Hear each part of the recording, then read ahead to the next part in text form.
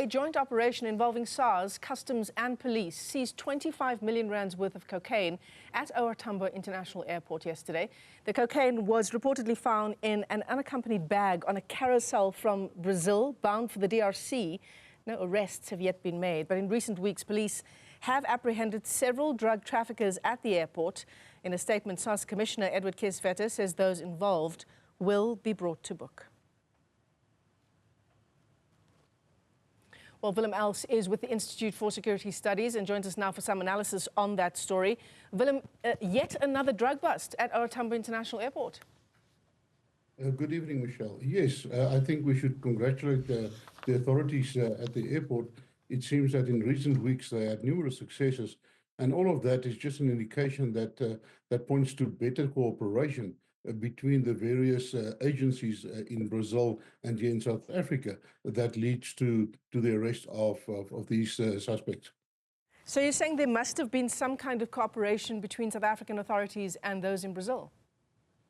Yes, yes. All the indications are there because all of these type of operations are intelligence driven, and it's normally when these organizations work together, they will forward some intelligence. You know, whenever your luggage is being checked in some of the airports, they do scan even the checked-in luggage, and if they then suspect or find something that is suspicious, they then alert the authorities on the other side that is then on the lookout for these type of luggage. I see.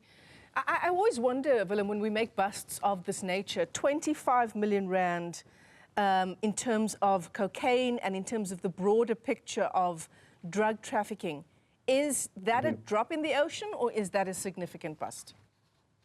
It's a very significant bust, but we must always remember that we look on a rule of thumb.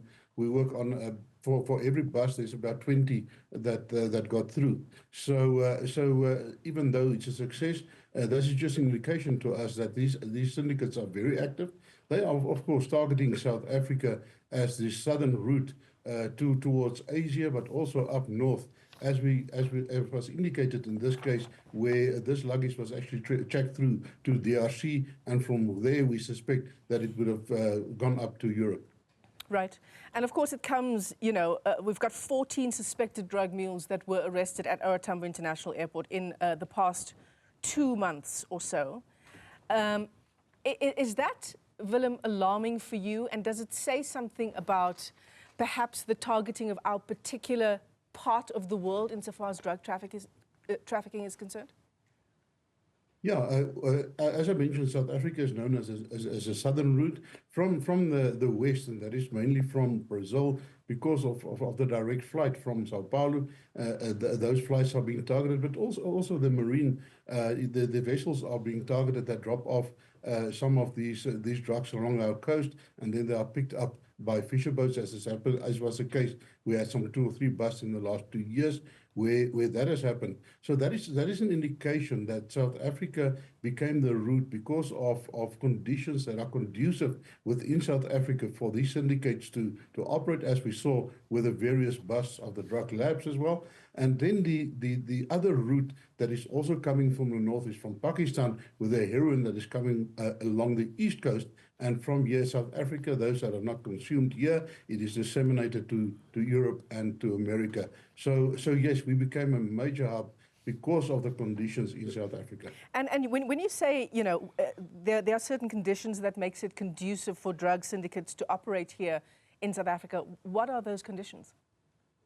Well, in the first place, you know, for these international or transnational organized crime syndicates, in order for them to be successful, they have to compromise state actors. So if you look at the ENACT TOC index, you will see that South Africa ranks quite high where it comes to the compromising of state actors. And these state actors are any actor that is working for the state, that is in a position to either protect or to facilitate for these syndicates. And that can be on a political level as well as high level of your police, your customs, and all these authorities that can play a role. So they are relentlessly targeted by these syndicates in order to be successful in South Africa. And apparently they are getting away with it because we see there's a steep increase. Yeah.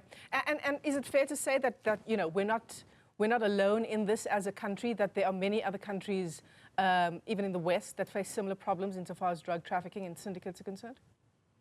Of course, yeah, it's a multi-billion dollar operation, and it's driven by demand. So as long as there's a demand, there will be the supply that will come.